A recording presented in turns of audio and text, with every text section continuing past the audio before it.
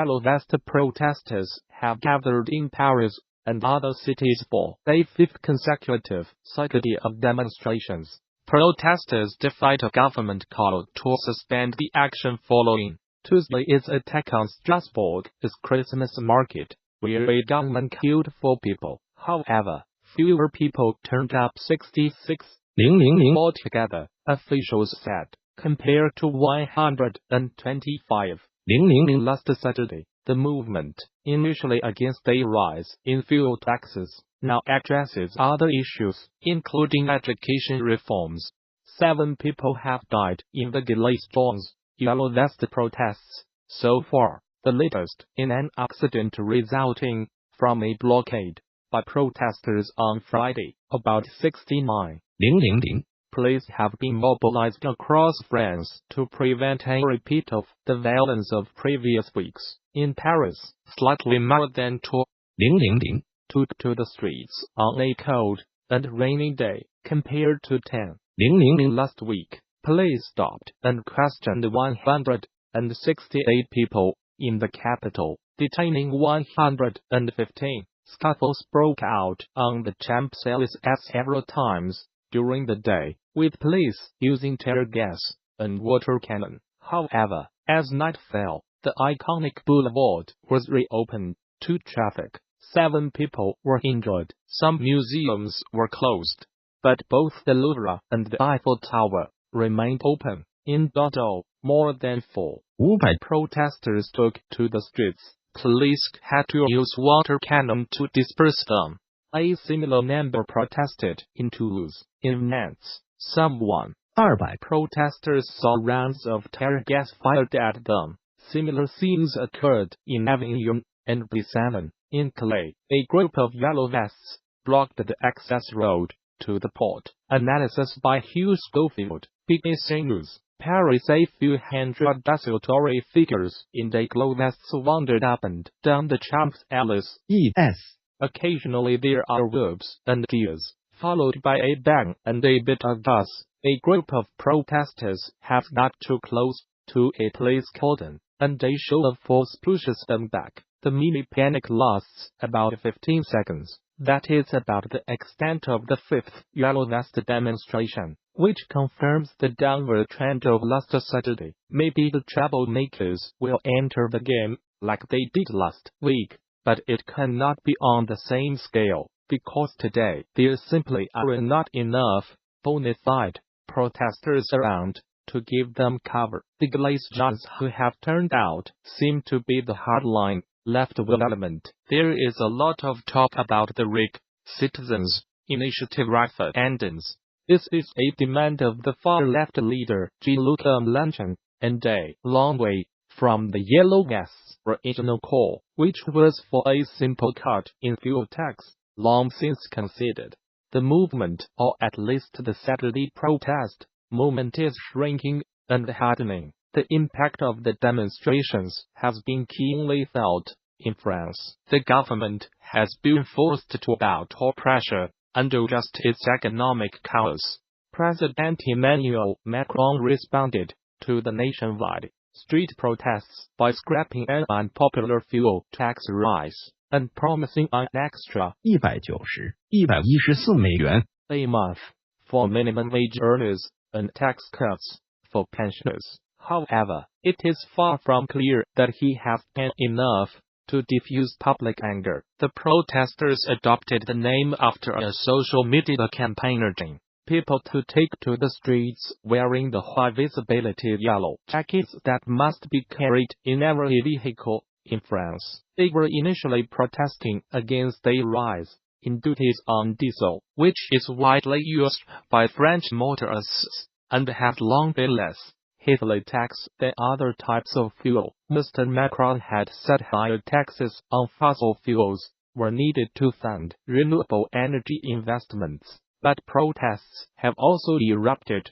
over other issues, including calls for higher wages, lower taxes, better pensions, and easier university entry requirements. The movement is calling to highlight the economic frustration and political distress of poorer working families, has widespread support. parents of a teenage boy who took his own life have complained after their Catholic priest criticized him at the funeral for killing himself.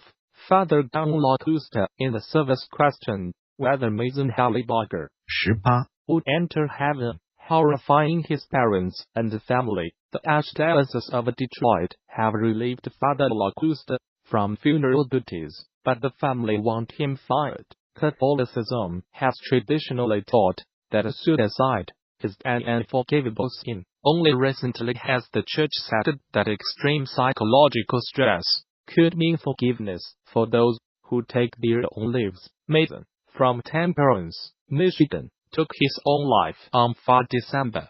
His parents, Jeff and Linda Halliburger, sought the help of their priest, Father Locusta, before the funeral. We wanted him to celebrate how Mason lived, not how he died, Ms. Halliburger told the Detroit Free Press. But the priest used the service at Our Lady of Mount Carmel Catholic Church to attack their child. He was up there condemning our son, pretty much calling him a sinner. Mr. Halliburger said he wondered if he had repented enough to make it to heaven. He said suicide upwards of 6 times. The appearance at the funeral, against their wishes of their son, is football coach, who reportedly bullied Mason and his brothers, added to their pain.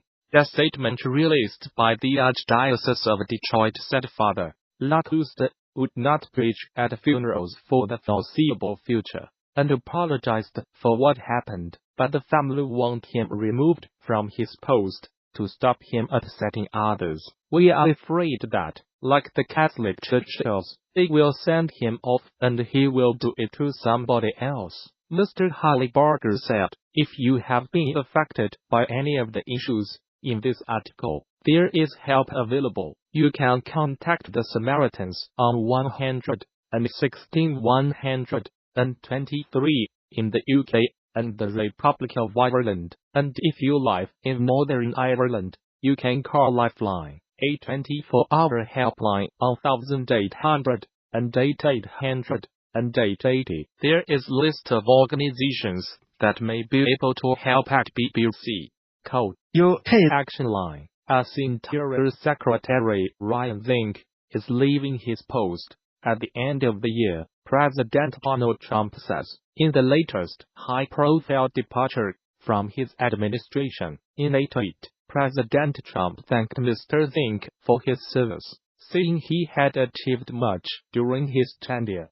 He said he would appoint a new Interior Secretary next week. Mr. Zink, an ex-Navy SEAL and a former Montana congressman, has been embroiled in allegations of ethics violations. They include a land deal in Montana involving Mr. Zink and the chairman of Oilfield Services Halliburton. Politico reported the Interior Department oversees federal land, including national parks such as Yosemite and Yellowstone. Mr. Zink has faced scrutiny over expensive trips in a Sparkplace, helicopters, and on private jets. Costly alterations at his department also came in for criticism, including reports that 3 sets of double doors in his office were being upgraded at a cost of nearly $139,000,010,000. He later said he had negotiated the price down to $75,000,000. The New York Times has also published a guide to the investigations into Mr. Zink. According to the newspaper, he is facing scrutiny for blocking a Native American casino expansion after meetings with lobbyists opposing the plan, and for possible breaches of the Hatch Act, which stops federal employees from influencing elections by using their office. Mr. Zink has promoted oil drilling and coal mining, and worked to roll back environmental protections brought in under President Obama. Chuck Schumer, the Senate is most senior Democrat, was blunt in his condemnation. The swamp cabinet will be a little less foul without him, he tweeted. Ryan Zink was one of the most toxic members of the cabinet in the way he treated our environment. our precious public lands, and the way he treated the govt like it was his personal honeypot. The swamp cabinet will be a little less foul without him. End of Twitter post by @Sanjumer advocacy groups have accused Mr. Zink of being in hoc to cooperate Plutus, and many welcomed his departure. Jamie Williams, president of Conservation Drove the Wilderness Society, said he feared what he called the drill area where policy would continue. He said, unfortunately, even with Secretary Zink out, the Interior Department remains disturbingly biased in favor of special interests over the health of American communities and the public lands that they love. It is not clear if Mr. Zink resigned or was fired. News of Mr. Zink's departure comes just a week after the announcement that Mr. Trump is chief of staff